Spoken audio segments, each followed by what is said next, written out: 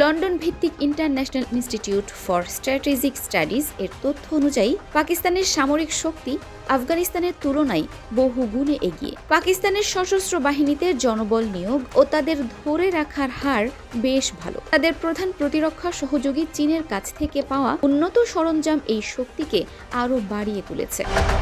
ইসলামাবাদ একদিকে তাদের পারমাণবিক কর্মসূচিতে বিনিয়োগ অব্যাহত রেখেছে, অন্যদিকে নৌবাহিনী ও বিমান বাহিনীকেও আধুনিকায়ন করছে। অন্যদিকে আফগান তালেবানের সামরিক সক্ষমতা দিন দিন কমছে। 2021 সালে ক্ষমতা দখলের সময় তারা যে বিদেশি নানা সরঞ্জাম জব্দ করেছিল সেগুলো ব্যবহারের ক্ষমতা এখন দিন দিন কমছে। এছাড়া আন্তর্জাতিক স্বীকৃতি না পাওয়ায় তাদের সামরিক আধুনিকায়নও বাধাগ্রস্ত হচ্ছে।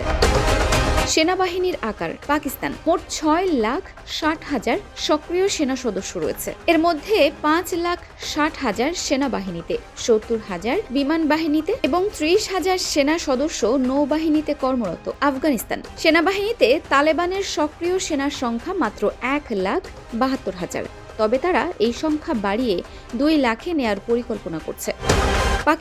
পাকিস্তানের 6,000-এর বেশি সাজোয়া যুদ্ধযান এবং 4,600-টির বেশি কামান রয়েছে। আফগানিস্তান তাদের কাছেও কিছু যুদ্ধযান রয়েছে, যেগুলো মূলত সোভিয়েত আমলের ট্যাঙ্ক ও সাজোয়া যান, তবে সেগুলোর সঠিক সংখ্যা জানা নেই। তাদের কামান বা গোলন্দাজ বাহিনীর সঠিক সংখ্যাও জানা নেই।